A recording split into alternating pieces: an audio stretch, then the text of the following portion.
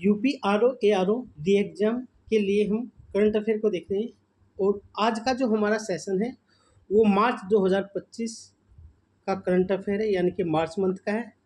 इसमें March month के top 50 MCQ लिए गए हैं, ये मोस्ट इम्पोर्टेंट है और आपको यहाँ से आर ओ के एग्ज़ाम में कम से कम 2 से 3 क्वेश्चन आज की क्लास से ही देखने को मिल जाएंगे, क्योंकि एग्जामिनर जो क्वेश्चन सेट करता है वो एग्ज़ाम से ठीक 3 से 4 महीने के करंट पर ज़्यादा फोकस करता है।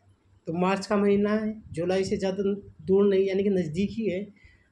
जुलाई के बाद जून, मई, अप्रैल और मार्च, खासकर फरवरी और जनवरी, इन पे मुख्य फोकस रहेगा। दिसंबर के बाद के सेक्शनों पे धीरे धीरे फोकस कम होता चला जाएगा। तो यहाँ से हमें कम से कम 2 से 3 क्वेश्चन आपको आर ओ के एग्ज़ाम में मिल जाएंगे, आर ओ री एग्ज़ाम में। तो मार्च मंथ का एक करंट अफेयर है और इसकी जो पीडीएफ है आपको वीडियो के डिस्क्रिप्शन में टेलीग्राम चैनल का लिंक है, वहाँ से जाकर आप डाउनलोड कर सकते हैं। वहाँ पर जीएस की सारी पीडीएफ मिल जाएंगी जो सभी के लिए फ्री है। और ये जो सेशन है अब शुरू करते हैं। हम इसमें मार्च मंथ के करंट अफेयर को देख रहे हैं, जिसमें टॉप 50 एमसीक्यू लिए गए हैं मार्च मंथ में। तो यहाँ से शुरू करते हैं अपना सेशन। आज के जो सेशन की मुख्य बातें क्या है उसी को देखेंगे कि कौन कौन सी आज के जो क्वेश्चन हैं क्या उनकी इम्पोर्टेंस है, वो सभी आज की क्लास में है। तो शुरू करते हैं। हाल ही में चर्चा में रहा यूक्लिड स्पेस दूरबीन का मुख्य उद्देश्य क्या था। यह बताना कि ये एक स्पेस दूरबीन है जो स्पेस में ही तैनात की गई है, यानी कि इससे क्या निष्कर्ष निकलेंगे, इसका उद्देश्य क्या है। क्योंकि अंतरिक्ष क्या है, अनंत है, उसी को खोज में पूरी दुनिया लगी है। चाहे वो भारत भी उस देश में है, एक महाशक्ति है भारत भी अंतरिक्षीय दुनिया में, क्योंकि उसने कम बजट में बहुत महत्वपूर्ण उपलब्धियां हासिल की। चाहे वो चंद्रयान हो, गगनयान हो, आदित्य मिशन हो, इस तरह के मिशन जो भेज रहा है। और अब मानव मिशन की भी तैयारी कर रहा है, निकट भविष्य में मानव मिशन भी भेजा जाएगा। तो ब्रह्मांड के विस्तार को, गति को समझना और डार्क मैटर का अध्ययन करना, मंगल ग्रह पर जीवन की खोज करना, पृथ्वी के वायुमंडल में बदलाव को रिकॉर्ड करना और सूर्य की सतह का विश्लेषण करना। जो ये दूरबीन है यूक्लिड स्पेस दूरबीन, इसका मुख्य उद्देश्य ब्रह्मांड का जो विस्तार हो रहा है लगातार, उसकी गति को समझना और डार्क मैटर का अध्ययन करना है। क्योंकि जो हमारा ब्रह्मांड क्या है, बिग बैंग थ्योरी हमारी क्या कहती है कि ब्रह्मांड का लगातार क्या हो रहा है, प्रसार हो रहा है। तो इसमें जो सही आंसर वो क्या है, वो ए हमारा आंसर है इसका। तो नेक्स्ट देखते हैं। पीएम इंटर्नशिप योजना का मुख्य उद्देश्य क्या है। पीएम इंटर्नशिप योजना के लिए एक ऐप लॉन्च किया गया हाल ही में। तो उस ऐप के बारे में बता रहा है कि उस ऐप का मुख्य उद्देश्य क्या है। युवाओं को रोजगार देना, इंटर्नशिप के लिए रजिस्ट्रेशन आसान बनाना, शिक्षा प्रणाली में बदलाव लाना या नए स्टार्टअप को बढ़ावा देना। ये जो पीएम इंटर्नशिप योजना ऐप है, इसका मुख्य उद्देश्य इंटर्नशिप के लिए रजिस्ट्रेशन आसान बनाना, यानी कि ऑनलाइन प्रक्रिया है और कैसी है, सरलीकृत प्रक्रिया है। क्योंकि इसमें नई शिक्षा नीति के तहत, जो शिक्षा नीति 2020 में लागू की गई थी, उसके तहत शिक्षा पे मुख्य फोकस किया जा रहा है। क्योंकि ब्रेन ड्रेन नहीं होना चाहिए भारत से, और सही मायने में ब्रेन का वापस होना चाहिए जो अमेरिका जैसे देशों में काम कर रहे हैं, क्योंकि भारत को आज उनकी आवश्यकता है। हरमनप्रीत सिंह को हाल ही में एक पुरस्कार दिया गया। तो ये हरमनप्रीत सिंह हैं, ये इनको कौन सा पुरस्कार दिया गया है, खेल रत्न पुरस्कार, hockey India player of the year पुरस्कार, अर्जुन अवार्ड या Olympic gold medal. Harmanpreet Singh को अर्जुन अवार्ड प्रदान किया गया है। क्या प्रदान किया गया, अर्जुन अवार्ड। एक क्वेश्चन आपसे आएगा, क्वेश्चन ज़्यादातर जो यूपी आरओ और पीसीएस में पूछे जाते हैं। एक सेक्शन होता है विविध, मिसलेनियस, जिसमें सारी संक्षिप्तियाँ होती है, नियुक्तियाँ होती है, आयोजन होते हैं, खेल होते हैं, पुस्तक होती है, दिवस होते हैं, सम्मेलन होते हैं, युद्ध अभ्यास होते हैं, बहुत सारे उसमें वो होते हैं सेगमेंट। तो वहाँ से विश्व में प्रथम, भारत में प्रथम, ये सारे क्वेश्चन ज़्यादातर वहीं से बनते हैं। तो यहाँ से क्वेश्चन आने की पूरी संभावना है। 5G इनोवेशन हैकाथन 2025 का उद्देश्य क्या है? इसका उद्देश्य क्या है? 4G तकनीक को बढ़ावा देना, मोबाइल गेमिंग को प्रोत्साहित करना, केवल छात्राओं को अवसर देना। ये तो जहाँ पर केवल होगा वो तो हमेशा ही गलत होता है। 5G तकनीकी पर नए समाधान विकसित करना, ये इसका मुख्य उद्देश्य है। क्योंकि अभी हम मोबाइल की दुनिया में 1G से बढ़कर कहाँ तक पहुँच गए? अभी 4G हम ज़्यादातर लोग यूज़ कर रहे हैं, लेकिन हम 5G की ओर बढ़ रहे हैं इंडिया में। और चाइना देश तो 5G से भी आगे चला गया है, 6G पे काम कर रहा है। 5G में क्या होगा? जो हमारा डाटा है, इंटरनेट का डाटा, एक तो उसका कंजप्शन बढ़ेगा क्योंकि डाटा की स्पीड बढ़ जाएगी। जैसे आप कोई वीडियो सर्फिंग करते हैं तो वो वीडियो बहुत जल्दी से, उसकी क्वालिटी भी बहुत हाई होगी। MB से, अभी तो जैसे MB में होती है, फिर धीरे धीरे GB में क्वालिटी होने लगेगी, उसकी डाउनलोडिंग स्पीड भी अच्छी हो जाएगी। तो 5G के लिए है ये। और 5G तकनीकी से दुनिया का बहुत आसान हुई है क्योंकि इस समय बहुत तीव्र गति से कार्य कर रहा है। जैसे इंटरनेट को पूरे विश्व में सुदूर क्षेत्रों में प्रसारित करने के लिए एलन मस्क की जो कंपनी है स्पेस एक्स, उसकी एक परियोजना स्टारलिंक परियोजना, वह सैटेलाइट के माध्यम से विश्व के उन क्षेत्रों में इंटरनेट प्रोवाइड करा रही है जहाँ पर इंटरनेट की भी सुविधा नहीं है। आपने कभी कभी आकाश में इस तरह से सैटेलाइट की एक लंबी श्रृंखला सी देखी होगी, वो स्टारलिंक परियोजना का एक हिस्सा है। हाल ही में वैज्ञानिकों ने लाइम रोग के जीवाणु बोरेलिया बर्गेडापोरी, लाइम रोग है जिसका जीवाणु कौन सा है? बोरेलिया बर्गेडापोरी, में किस एंजाइम को जीवित रहने के लिए आवश्यक पाया है? DNA polymerase, BBDLH, amylase, lipase. तो इसमें किसको पाया गया है? BBLDH को जिम्मेदार पाया है इसके जीवित रहने के लिए। यह बायोलॉजी वाले सेक्शन में ABCD करके मिलान करने के लिए क्वेश्चन इस बार आएगा 100%, क्योंकि लाइम रोग अभी नया है, हम अभी तक इसके बारे में नहीं पता था, यानी कि किताबों में बहुत कम था सामान्य ज्ञान की। तो इसके बारे में पूछा जा सकता है, मोस्ट इम्पोर्टेंट इसके आने की पूरी संभावना है। हाल ही में संसद में प्रस्तुत विधेयक का मुख्य उद्देश्य क्या है? हाल ही में संसद में एक वित्तीय विधेयक प्रस्तुत किया गया, तो उसके बारे में बता रहा है कि इसका क्या उद्देश्य है। इसका जो मुख्य उद्देश्य कराधान और सरकारी व्यय को लागू करना है। क्या है इसका मुख्य उद्देश्य? कराधान, टैक्स और सरकारी व्यय को लागू करना इस वित्तीय विधेयक का उद्देश्य है। और वित्तीय विधेयक कहाँ पर लाया जाता है और किस आर्टिकल के तहत लाया जाता है? तो यही प्रश्न नेक्स्ट है। भारत में वित्तीय विधेयक किस अनुच्छेद के तहत संसद में प्रस्तुत किया जाता है? तो आर्टिकल 100, 117, 110 या 124 किसके तहत प्रस्तुत किया जाता है? यह किया जाता है 110 के तहत। संसद में वित्तीय विधेयक किसमें किया जाता है? आर्टिकल 110 के तहत प्रस्तुत किया जाता है। आपको बताना है धन विधेयक लोकसभा में प्रस्तुत किया जाता है या राज्यसभा में? और धन विधेयक पर अंतिम अधिकार किसका होता है? राष्ट्रपति का या विधानसभा के अध्यक्ष का या लोकसभा के अध्यक्ष का? कोई विधेयक धन विधेयक है या नहीं, इसका निर्णय कौन करता है? कमेंट बॉक्स में आपको बताना है। निम्नलिखित में से कौन सा विधेयक केवल लोकसभा में प्रस्तुत किया जाता है? ये विधेयक दिए हुए, इसमें से क्वेश्चन इस बार आएगा पॉलिटी में 100% आएगा, क्योंकि ये हाल ही में मनी बिल लाया गया था उस संसद में। वित्तीय विधेयक 2, धन विधेयक, संविधान संशोधन विधेयक, वित्तीय विधेयक 1। तो कौन सा विधेयक केवल लोकसभा में प्रस्तुत किया जाता है, हमको वो बताना है। कौन सा विधेयक है इसमें से जो केवल लोकसभा में प्रस्तुत किया जाता है? वह किया जाता है हमारा धन विधेयक, केवल लोकसभा में ही प्रस्तुत किया जाता है। और लोकसभा का अध्यक्ष का निर्णय इस पर अंतिम होता है, वही निर्धारित करता है कि कोई विधेयक धन विधेयक है या नहीं। और लोकसभा में जब धन विधेयक प्रस्तुत किया जाता है तो यह राष्ट्रपति की पूर्व सहमति से ही किया जाता है। राष्ट्रपति इसको पुनर्विचार के लिए लोकसभा को नहीं लौटा सकता।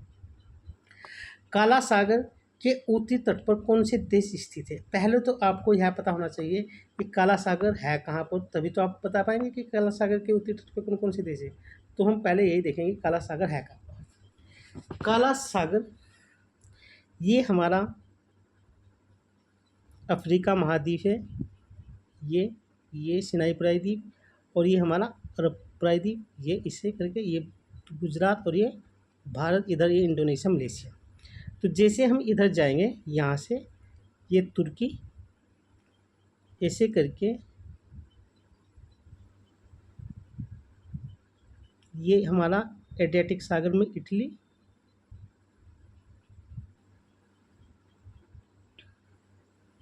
इसी।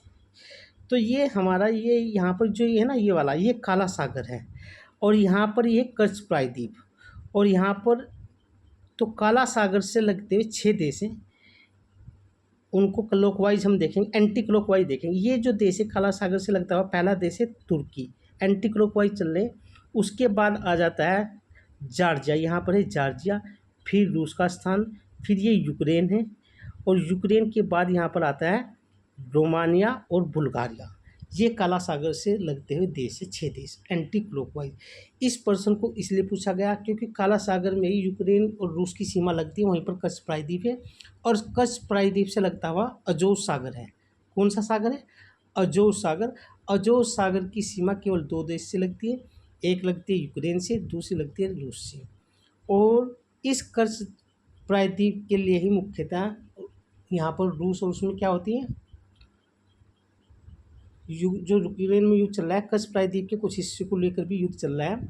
तो इसीलिए प्रश्न पूछा गया कि जो काला सागर है उससे कितने देश लगते हैं? 6 देश लगते हैं, तुर्की, जॉर्जिया, रूस, यूक्रेन, रोमानिया और बुल्गारिया, ये 6 देश लगते हैं।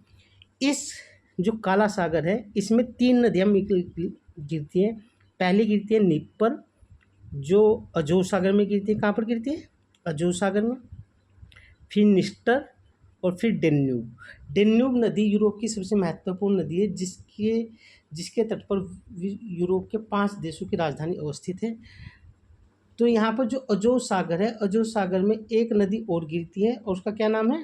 उसका नाम है डोन नदी। कौन सी नदी? डोन नदी। 3 नदी तो मुख्यतः निप्पर, निस्टर, डेन्यूब सीधे काला सागर में गिरती है। अजोव सागर में जो नदी यहाँ पर कच्छ प्रायद्वीप से लगता है अजोव सागर, उसमें जो नदी गिरती है वह डोन नदी है। और यहीं पर है कैस्पियन सागर। कैस्पियन सागर में यूराल नदी गिरती है जाकर। आपको मालूम होगा एशिया में जो झील है, कैस्पियन सागर एक झील है, एशिया में झील है, बड़ी बड़ी झील है, इसलिए उनको सागर भी बोल दिया जाता है साधारण सी भाषा में, जबकि वे झील है। तो यहाँ पर हम देखते हैं ऑप्शन कौन से? काला सागर के उत्तरी, ये जैसे काला सागर है तो इसके उत्तरी तट पर कौन लगते हैं? एक यूक्रेन लगता है, एक रूस लगता है। तो रूस और यूक्रेन इसकी सीमा लगाता है। 9th का ए ऑप्शन हमारा सही है। नेक्स्ट देखते हैं।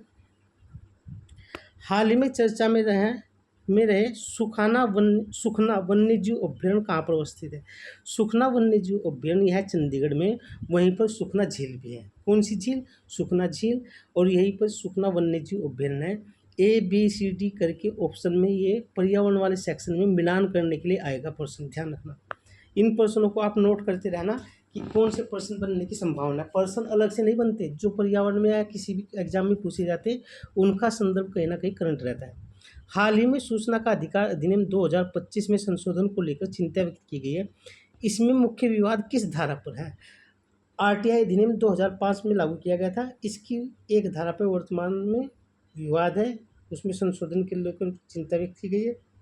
तो कौन सी धारा? वह धारा है 8 क्लोज 1 सब क्लोज 1 जे, ये जे है। इस धारा को लेकर मुख्य विवाद है।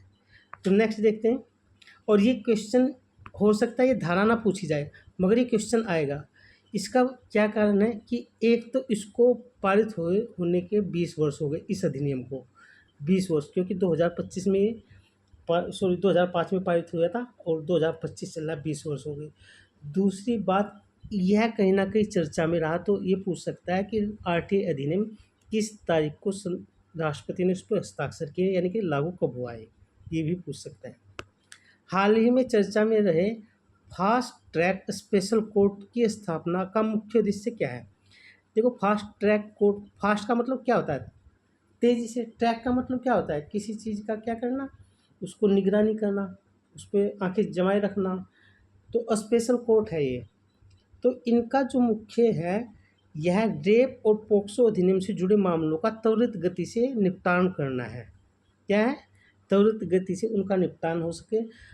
तो इन कोर्ट्स का मुख्य उद्देश्य यही है, आपको बताना है पोक्सो एक्ट कब पारित हुआ, और जस्टिस वर्मा जो कमेटी थी क्या पोक्सो एक्ट से संबंधित थी। उत्पादन से जुड़ी प्रोत्साहन योजना, जिसको पीएलआई योजना भी कहते हैं, इस योजना के तहत उद्योगों में सबसे अधिक लाभ किस उद्योग को हुआ। खाद्य प्रसंस्करण उद्योग को, सूचना प्रौद्योगिकी उद्योग को यानी कि आईटी उद्योग को, या इलेक्ट्रॉनिक्स और मोबाइल उद्योग को, या पर्यटन उद्योग को, किसको इसमें सबसे ज़्यादा लाभ हुआ। इसमें सबसे ज़्यादा लाभ हुआ इलेक्ट्रॉनिक्स एवं मोबाइल निर्माण उद्योग को हुआ, क्योंकि एप्पल जैसी बड़ी बड़ी कंपनियां भी भारत में अपना क्या कर रही है, मैन्युफैक्चरिंग कर रही है। तो नेक्स्ट देखते हैं, हाल ही में संयुक्त राष्ट्र ने वर्ष 2000 किस वर्ष को अंतर्राष्ट्रीय हिमनद संरक्षण वर्ष घोषित किया। 2025, 26, 27, 28 किसे किया। तो यूएन ने 2025 को अंतर्राष्ट्रीय हिमनद संरक्षण वर्ष घोषित किया, क्योंकि जैसे जैसे ग्लोबल वार्मिंग बढ़ रही है तो हमारे जो ग्लेशियर हैं वे पिघल रहे हैं और उनके पिघलने की तीव्रता ज़्यादा हो चुकी है, चाहे वो अंटार्कटिका महाद्वीप हो या आर्कटिक सागर हो। इसीलिए समुद्री जल स्तर बढ़ रहा है और विश्व की 60% आबादी समुद्र से लगभग 300 किलोमीटर अंदर रहती है, समुद्र के तट से लगभग 300 किलोमीटर। तो इस आबादी पे प्रभाव पड़ना तय है यदि समुद्री जल स्तर में वृद्धि होती है। तो नेक्स्ट देखते हैं, हाल ही में सुप्रीम कोर्ट ने चुनाव में मुफ्त सुविधाओं के बारे में क्या टिप्पणी की। जो चुनाव के दौरान बहुत सारी सरकारें बहुत सारे वादे करती है कि हम फ्री में ये देंगे, फ्री में मोटरसाइकिल देंगे, फ्री में इंटरनेट देंगे, किताबें देंगे, ये सारी चीज़ें बहुत सारी पार्टियां करती ना।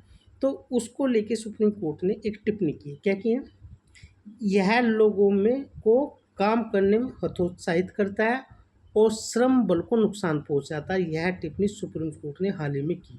तो ये इम्पोर्टेंट है और ये आ सकता है क्योंकि ये चुनाव सुधार से संबंधित एक महत्वपूर्ण निर्णय है और मेंस में आप इसको कोट कर सकते हैं इस लाइन को। तो नेक्स्ट देखते हैं, हाल ही में चर्चा में रहा अफस्पा अधिनियम पहली बार कब लागू किया गया। यह अधिनियम पहली बार 1958 में लागू किया गया। नॉर्थ ईस्ट के कुछ राज्यों में अभी भी यह लागू है, क्योंकि इसमें इन अर्धसैनिक बलों जो हमारे कार्य करते हैं इसके तहत उनको कुछ विशेष अधिकार मिल जाता है। तो उस विशेष अधिकार को देखते हुए कुछ मानवाधिकार संगठन इन पे आरोप लगाते हैं कि ये इसका नाजायज़ फ़ायदा उठा रहे हैं। तो ये अधिनियम पहली बार 1958 में लागू किया गया। नेक्स्ट देखते हैं,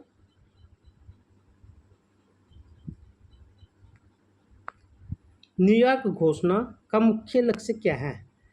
इस घोषणा का मुख्य लक्ष्य बताना हमें क्या है। 2030 तक वनों की कटाई को रोकना और 350 मिलियन हेक्टेयर भूमि को पुनर्स्थापित करना। न्यूयॉर्क घोषणा क्या है, यह आपको पर्यावरण में इस बार क्वेश्चन में देखने को मिलेगा, इम्पोर्टेंट है। इसका मुख्य उद्देश्य वन संरक्षण, 2030 तक वन संरक्षण करना है, वनों की कटाई को रोकना है और 350 मिलियन हेक्टेयर भूमि में वनों की दोबारा से रोपण करना है, उनका पुनर्स्थापना करना है। बहुत इम्पोर्टेंट है क्योंकि हाल ही के वर्षों में चाहे वो ऑस्ट्रेलिया हो या कैलिफोर्निया की आग हो, जंगलों की आग, इन्होंने विकराल रूप धारण किया है और इससे क्या हुआ कि बहुत सारे जंगल जल के तबाह हो गए। और अभी हाल ही के दिनों में इजराइल में भी जो आग लगी, तो उसके संदर्भ में वन हमारे बहुत इम्पोर्टेंट है, क्योंकि जलवायु परिवर्तन को नियंत्रित करने में वन हमारे कार्बन सिंक के रूप में काम करते हैं। तो ये इम्पोर्टेंट है, इस बार आ सकता है, 100% आने की संभावना है। नेक्स्ट देखते हैं, हाल ही में चर्चा में रहे अश्वनी रडार। अश्वनी जो रडार है इसका डिजाइन और इसका विकास किसने किया। ये जो संगठन दे रखे हैं इसका डिजाइन और इसका विकास क्या है, डीआरडीओ ने। किसने किया है, डीआरडीओ ने। आपको पता है इसरो क्या बनाता है, सैटेलाइट बनाता है। हाल क्या बनाता है, हेलीकॉप्टर बनाता है और फाइटर जेट बनाता है। डीआरडीओ बहुत सारे काम करता है, बम बनाता है, मिसाइल बनाता है और रडार बनाता है। और जो परमाणु भाग है ये हमारा परमाणु ऊर्जा से संबंधित रिसर्च करता है। नेक्स्ट देखते हैं, राष्ट्रीय गोकुल मिशन, इसका मुख्य उद्देश्य क्या है? राष्ट्रीय गोकुल मिशन का इसका मुख्य जो उद्देश्य है वो बताना है कि क्या है। स्वदेशी गोवंश नस्लों का विकास और संरक्षण करना, यानी कि जो हमारी गायें हैं उनकी स्वदेशी प्रजाति का विकास करना है और उनका संरक्षण करना राष्ट्रीय गोकुल मिशन का मुख्य उद्देश्य है। और राष्ट्रीय गोकुल मिशन कब शुरू किया गया था, ये आपको यह कमेंट बॉक्स में बताना है। नेक्स्ट देखते हैं, one nation one student ID कार्यक्रम किस मंत्रालय के द्वारा शुरू किया गया? वन नेशन और वन स्टूडेंट आईडी कार्यक्रम, यानी कि अब जब पूरे भारत में चाहे स्टूडेंट कोई भी, उसको एक ही आईडी दी जाएगी। जिस तरह से हमारा आधार कार्ड होता है उसी के तहत वो फिर कहीं पर भी पढ़ सकता है। और यह कार्यक्रम किसने शुरू किया था? स्वाभाविक है किसने किया है? शिक्षा मंत्रालय ने। किसने किया है? शिक्षा मंत्रालय ने। इसका जो सही आंसर है वह हमारा एजुकेशन मिनिस्ट्री है। उसी ने स्टूडेंट को बहुत सारे जो आईडी बनी होती हैं उनको हटा के बस एक ही आईडी रहेगी और उसी आईडी वही चलती रहेगी जब तक वो पढ़ाई करेगा। नेक्स्ट देखते हैं, हाल ही में चर्चा में रहे भारतीय जीवन विज्ञान निगम की स्थापना कब की गई थी? यह की गई थी, भारतीय जीवन विज्ञान निगम की जो स्थापना की गई थी, जीवन बीमा निगम अधिनियम 1956 के तहत एलआईसी की स्थापना की गई थी। कब की गई थी? 1956 की। आपको बताना है आरबीआई अधिनियम कब पारित किया गया था।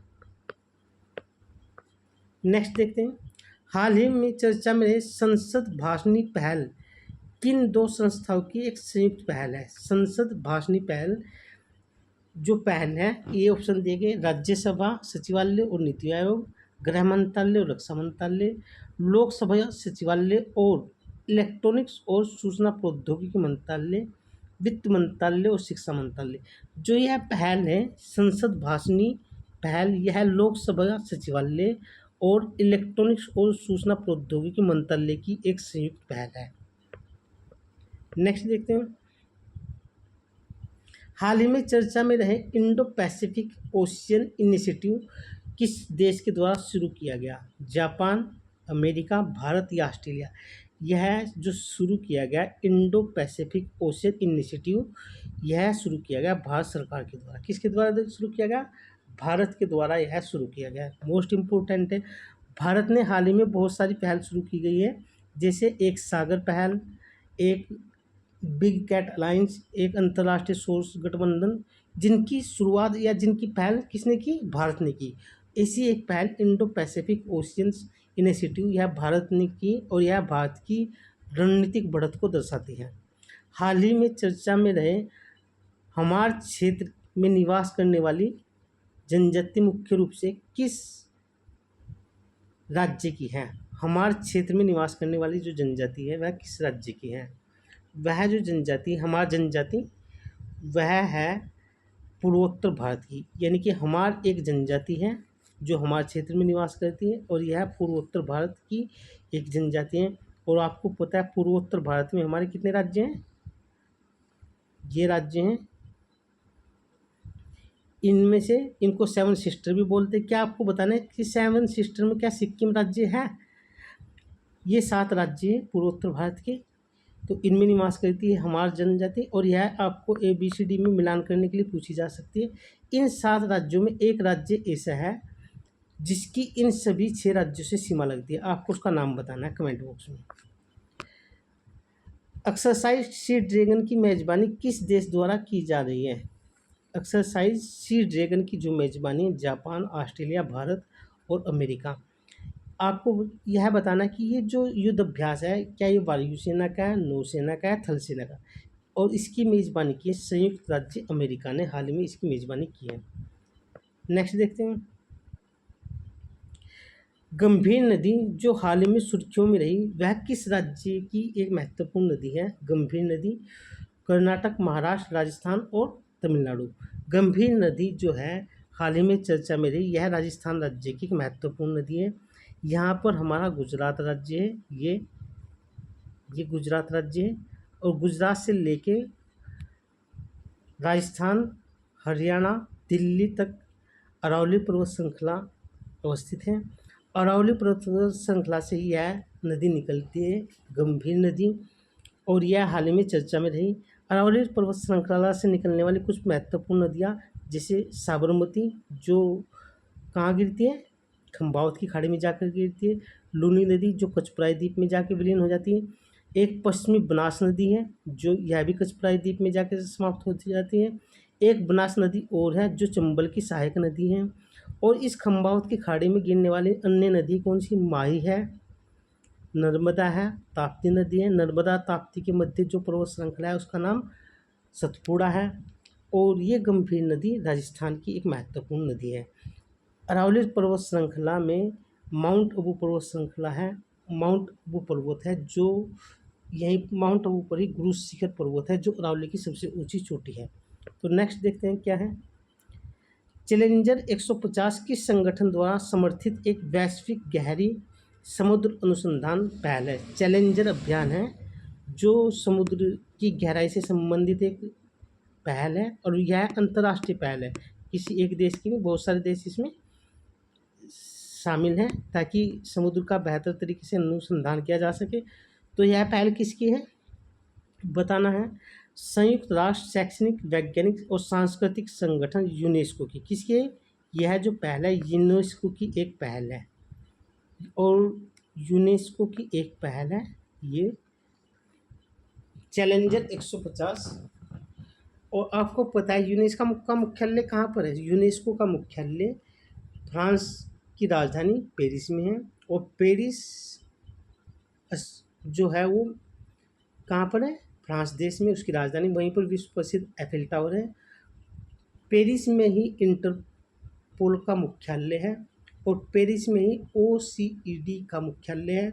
और पेरिस जिस नदी के तट पर अवस्थित है उस नदी का नाम क्या है? सीन नदी है। और पेरिस को फैशन नगरी भी कहा जाता है। स्टॉकहोम जल पुरस्कार 2025 हाल ही में किसने जीता? जैकब बियर ने, पाल विदरस्पून ने, गुंटर ब्लोसल ने, युआन डो आक्सियान ने। किसने जिताया है? यह जो पुरस्कार जीता है गुंटर ब्लोसल ने स्टॉकहोम जल पुरस्कार जीता है। स्टॉकहोम कहाँ पर है? स्टॉकहोम स्वीडन में है। कहाँ पर है? स्वीडन। स्टॉकहोम स्वीडन की राजधानी है।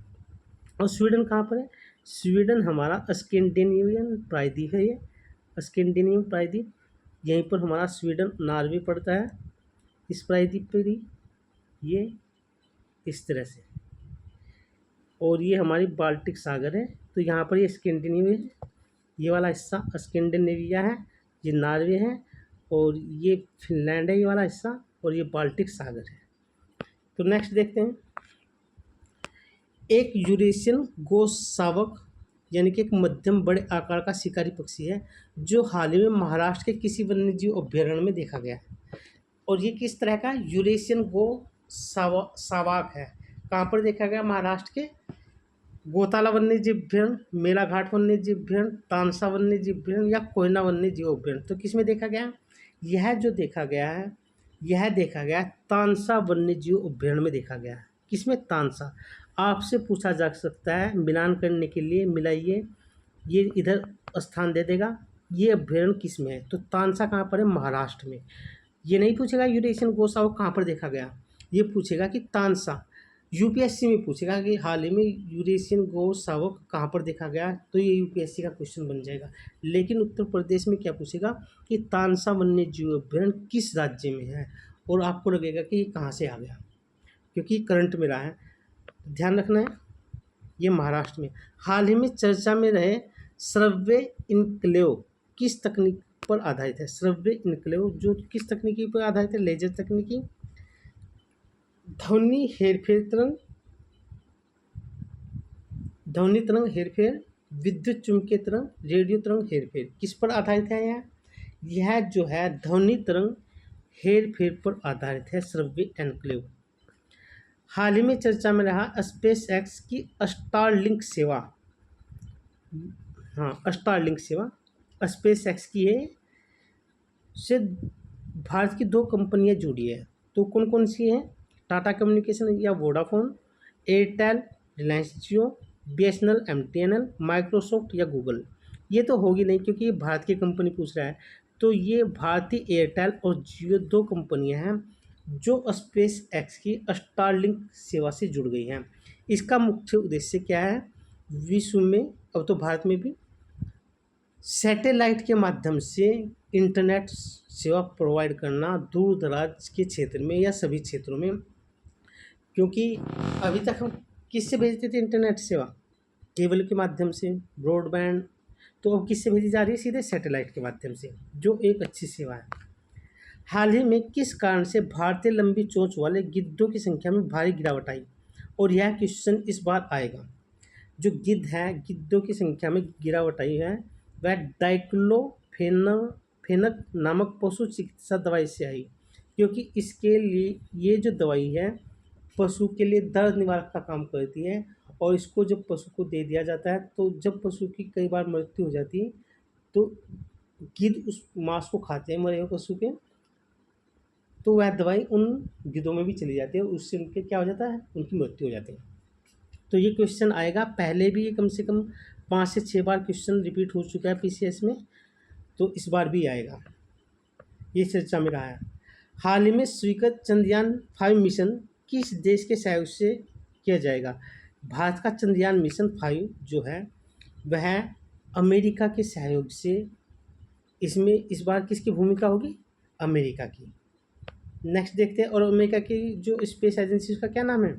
अमेरिका की जो स्पेस एजेंसी है उसका नाम है नासा है, जापान की जाक्सा है, फ्रांस की CNS है और रूस की कोसमोस है। नेक्स्ट देखते हैं। हाल ही में चर्चा में रहे बायरफ्रिजेंस किस प्रकार की एक ऑप्टिकल घटना है? बायरफ्रिजेंस एक घटना है, किस तरह की ऑप्टिकल घटना है?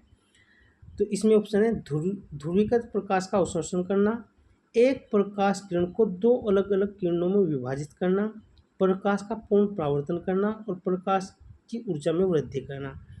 बायोफ्रिजेंस एक घटना है, जैसे एक प्रकाश की किरण आ रही है तो अचानक यह दो भागों में विभाजित हो जाएगी। तो यह घटना किसी एक प्रकाश की किरणों को दो किरणों में विभाजित करना। और इस बार यह साइंस में क्वेश्चन 100% आएगा फिजिक्स में वाले सेक्शन में, तो अच्छी तरह से इसको देख के जाना है। बायर क्या है? बायर फ्रिजेंस यह एक किरण को दो भागों में विभाजित करती है घटना। नेक्स्ट देखते हैं। हाल ही में RBI को किस पहल के लिए सेंट्रल बैंक लंदन द्वारा डिजिटल ट्रांसफॉर्मेशन अवार्ड दिया गया? यह सेंट्रल बैंक ऑफ लंदन ने RBI को डिजिटल ट्रांसफॉर्मेशन अवार्ड 2025 से सम्मानित किया गया है। तो किस पहल के तहत दिया गया है RBI को? UPI और IMPS के लिए, प्रवाह और सारथी के लिए, रुपे और भारत बिल पेमेंट सिस्टम के लिए, डिजिटल रुपी और NPCI के लिए। यह जो दिया गया है सेंट्रल बैंक लंदन द्वारा डिजिटल ट्रांसफॉर्मेशन अवार्ड 2025 RBI को जो दिया गया है, यह प्रवाह और सारथी के लिए दिया गया है। किसके लिए? प्रवाह और सारथी के लिए। इसकी कुछ पहल है उसके लिए दिया गया है। यानी कि प्रवाह और सारथी पहल किसकी? RBI की, उन्हीं को यह अवार्ड दिया गया है। हाल ही में चर्चा में रहे 5 इंटेलिजेंस अलायंस का मुख्य उद्देश्य क्या है? ये अंतर्राष्ट्रीय स्तर पर एक अलायंस बना जिसमें कुछ देश शामिल है, मुख्यतः 5 देश हैं, उन्हीं को 5 इंटेलिजेंस अलायंस है। ये अंतर्राष्ट्रीय स्तर पर अपनी खुफिया सूचना साझा करते हैं। तो इनका उद्देश्य क्या है?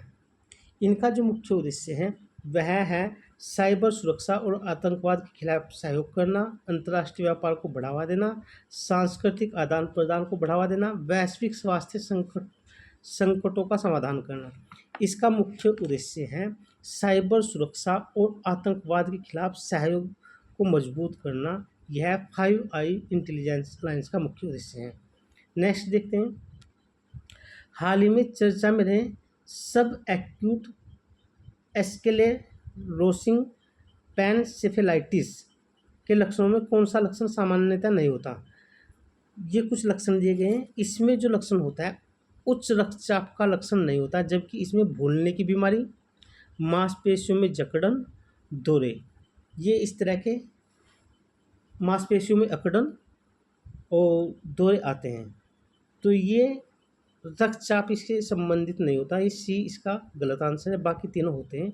और यह बीमारी इस बार पूछी जा सकती है बायोलॉजी वाले सेक्शन में। हाल ही में चर्चा में रहे आईएनएस इम्फाल की क्या विशेषता है? आईएनएस इम्फाल, इसकी विशेषता पूछ रही क्या है? यह है भारतीय नौसेना का एक क्या है, जहाज है। तो इसकी प्रमुख विशेषता है ABCD करके दी गई है। यह केवल हवाई युद्ध संचालन के सक्षम है। यह मणिपुर की राजधानी पर आधारित पहला युद्धक विमान है, क्योंकि इम्फाल किसकी राजधानी है? मणिपुर राज्य की। और आपको पता है मणिपुर राज्य में एक लोकटक झील है, जिसमें एक विशेष उद्यान पाया जाता है जो तैरता हुआ विश्व का एकमात्र उद्यान है। आपको उस उद्यान का नाम बताना है। और उस तैरते उद्यान को स्थानीय भाषा में फूंड भी कहा जाता है। सी ऑप्शन है। यह 164 मीटर लंबा, 7500 टन से अधिक वजन का वाला विध्वंसक पोत है। यह केवल तटीय सुरक्षा के लिए बनाया गया है। तो इसका जो सही आंसर है यह है कि INS जो इम्फाल है, इसकी जो लंबाई है 164 मीटर लंबा है और इसकी जो क्षमता है 7500 टन है और यह एक तरह का विध्वंसक पोत है। नेक्स्ट देखते हैं। 5 आई इंटेलिजेंस अलायंस का सदस्य नहीं है। 5 आई इंटेलिजेंस अलायंस ये 5 देशों का एक समूह है जो अंतर्राष्ट्रीय स्तर पर साइबर सुरक्षा और आतंकवाद से संबंधित सूचनाओं को साझा करते हैं। इसमें अमेरिका है, कनाडा है, भारत इसका सदस्य नहीं है, जबकि ऑस्ट्रेलिया इसका सदस्य है। तो इसमें से कौन नहीं है? भारत नहीं है। अमेरिका, कनाडा, ऑस्ट्रेलिया इसके सदस्य हैं, भारत इसका सदस्य नहीं। तो नेक्स्ट देखते हैं। हाल ही में चर्चा में रहे पार्कर सोलर प्रोब, यह नासा का एक सैटेलाइट था जो सूर्य के अध्ययन के लिए भेजा गया था। तो इसका अध्ययन का क्या उद्देश्य है ये देखना है, हमें ये बताना है। इसका जो मुख्य उद्देश्य है पार्कर सोलर प्रोब का, सूर्य का जो कोरोना है और सौर पवन की प्रकृति को समझना इसका मुख्य उद्देश्य है। और ये किसका था? यह नासा का एक सैटेलाइट था, पार्कर सोलर प्रोब। इसका मुख्य उद्देश्य सूर्य का जो हिस्सा है कोरोना, उसका अध्ययन करना और सौर पवन की प्रकृति को जानना, उसको समझना, यह इसका मुख्य उद्देश्य था। भारत का आदित्य मिशन भी सूर्य के अध्ययन के लिए ही भेजा गया था और यह सफल मिशन रहा है। हाल ही में चर्चा में रहे international treaty on plant generic resources for food and agriculture, ये एक इम्पोर्टेंट संगठन है और यह इस बार इन्वायरमेंट वाले सेक्शन में आएगा, 100% आएगा। इसकी स्थापना पूछ रही है कि यह कब अपनाया गया, जो हाल ही में चर्चा में रहा। तो यह अपनाया गया था सन 2001 को, इसको अपनाया गया था और ये इस बार आएगा 100%। आप इसको मार्क कर सकते हैं, स्टार बना सकते हैं। इन्वायरमेंट वाले सेक्शन में आएगा international treaty on plant genetic resources for food and agriculture, इसको 2001 में अपनाया गया। हाल ही में चर्चा में रहे न्यूजीलैंड के दक्षिणी द्वीप पर स्थित सबसे ऊंचा पर्वत कौन सा है? न्यूजीलैंड, ये हमारा ऑस्ट्रेलिया है। ऑस्ट्रेलिया से लग के इधर ये न्यूजीलैंड के 2 द्वीप है, उत्तरी द्वीप, दक्षिणी द्वीप, और नीचे है कि स्टुअर्ट द्वीप। इसमें यहाँ पर एक जल संधि, फॉक्स जल संधि। तो इसका जो न्यूजीलैंड का सबसे बड़ा द्वीप है ये दक्षिणी द्वीप है। इसी पे एक ऊंचा पर्वत पाया जाता है जिसका नाम क्या है? इसका नाम है माउंट कुक। कौन सा है? Mount cook. और एक इम्पोर्टेंट बात और है, इसी आइलैंड पर सदर्न एल्प्स भी पाया जाता है न्यूजीलैंड में। कहाँ पर पाया जाता है? Southern Alps. ये क्वेश्चन आ चुका है, कन्फ्यूजन करने के लिए पूछा था, क्योंकि एल्प्स जो पर्वत पाया जाता है वो होता है यूरोप में। उसकी उपस्थिति कहाँ है? एल्प्स पर्वत के यूरोप में। लेकिन एग्जाम में सदर्न एल्प्स पूछ लिया था। सदर्न एल्प्स है न्यूजीलैंड में, और न्यूजीलैंड में यहाँ पर एक महत्वपूर्ण कौन सा है? माउंट कुक है पर्वत।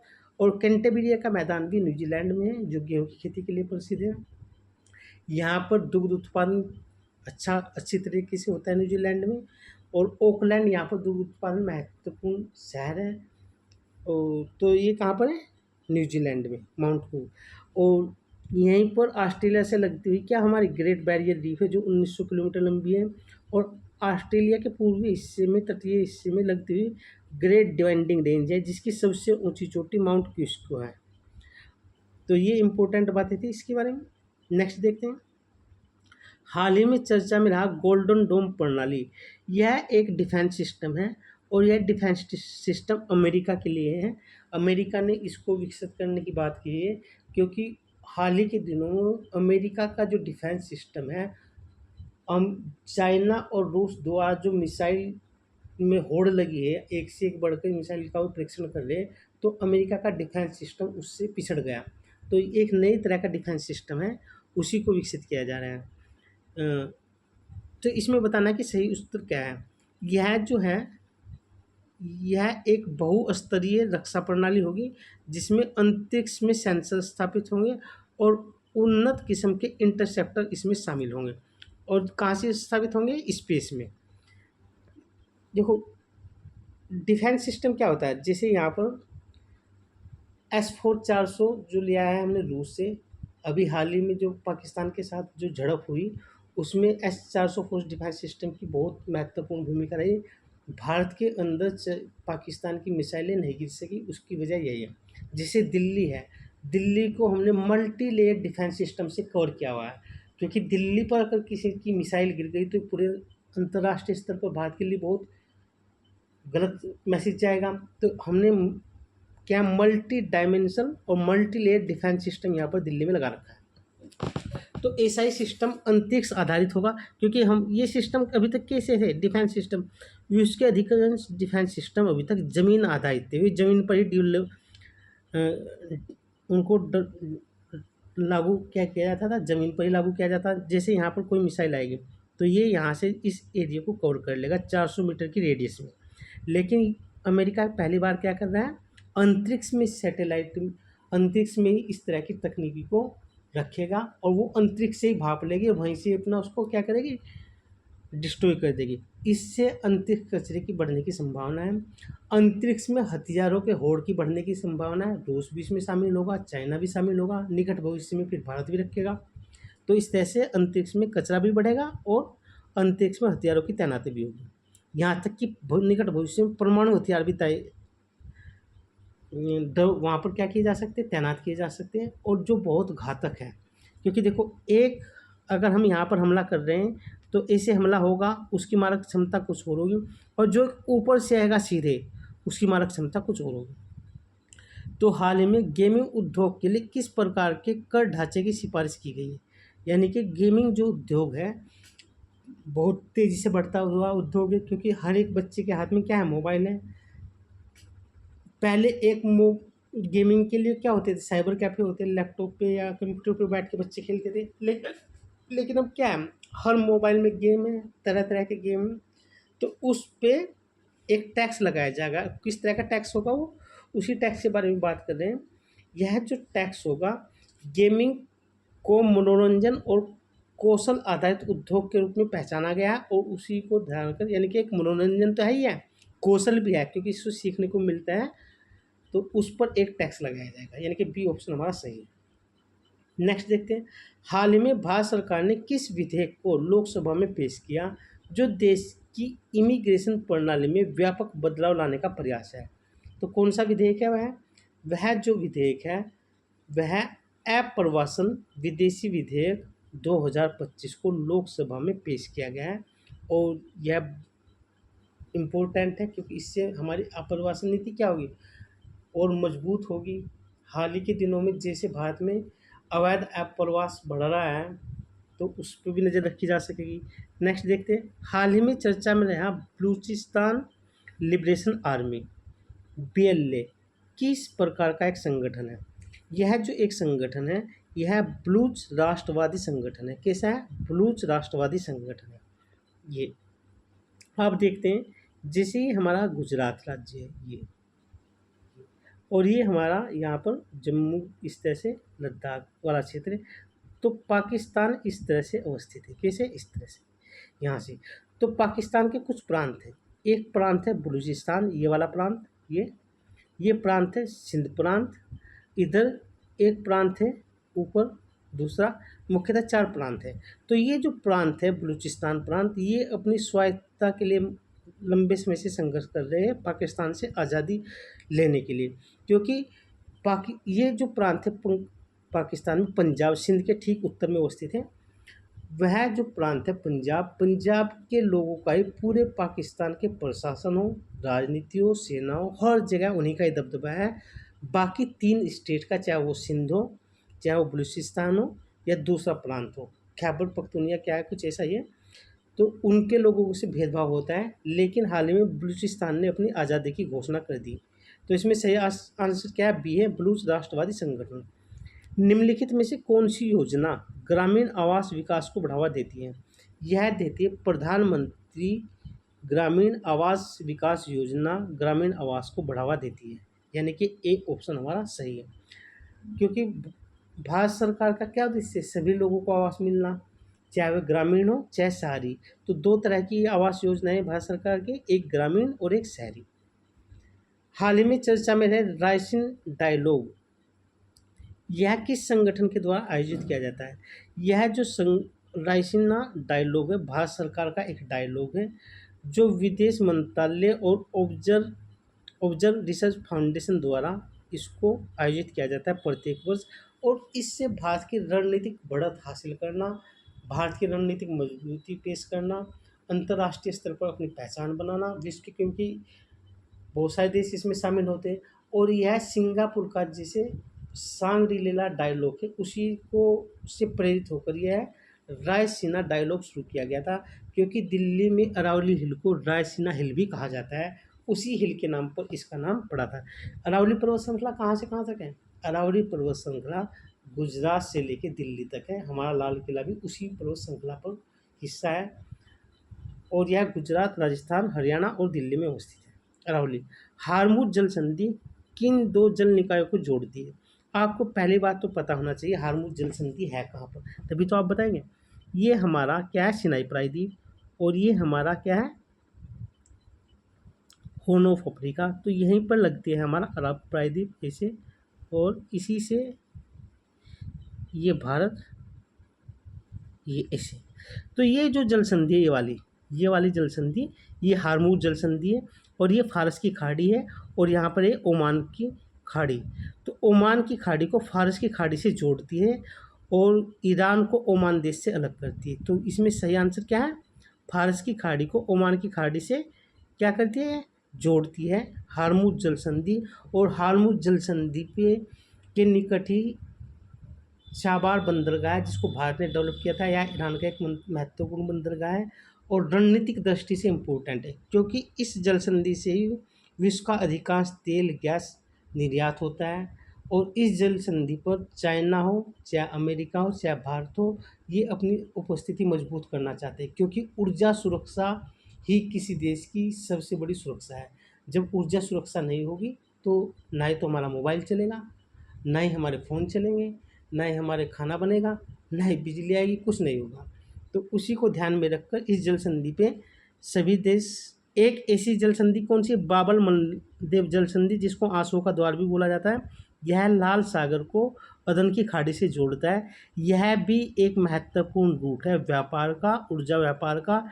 इसी को लेकर एक जल संधि एक तो हारमुज जल संधि, एक बाबल मंडब जल संधि, और एक जल संधि और है जोहोर जल संधि, जो मलेशिया, इंडोनेशिया और सिंगापुर से लगती है। वह भी एक रणनीतिक जल संधि है। ये 3 जल संधि बहुत इम्पोर्टेंट है, जो पूरे विश्व के व्यापार को क्या करती है? कंट्रोल करती है। नेक्स्ट देखते हैं, हाल ही में खबरों में रहा सीथिया रोज मेलेंसिस क्या है? ये एक तरह का क्या है? सीथिया रोज मेलेंसिस, यह एक तरह का मीठे पानी के शैवाल की एक नई प्रजाति है। क्या है? सीथिया रोज मेलेंसिस मीठे पानी की शैवाल की एक नई प्रजाति है, और यह बायोलॉजी में क्वेश्चन पूछा जा सकता है। तो आज के मार्च के ये टॉप 50 क्वेश्चन लिए गए थे MCQ, और यहाँ से उम्मीद है कि आपको 2 से 3 क्वेश्चन देखने को मिलेंगे। तो आज की क्लास यहीं पर समाप्त होती है, और आप इसकी PDF टेलीग्राम चैनल से जाके डाउनलोड कर सकते हैं।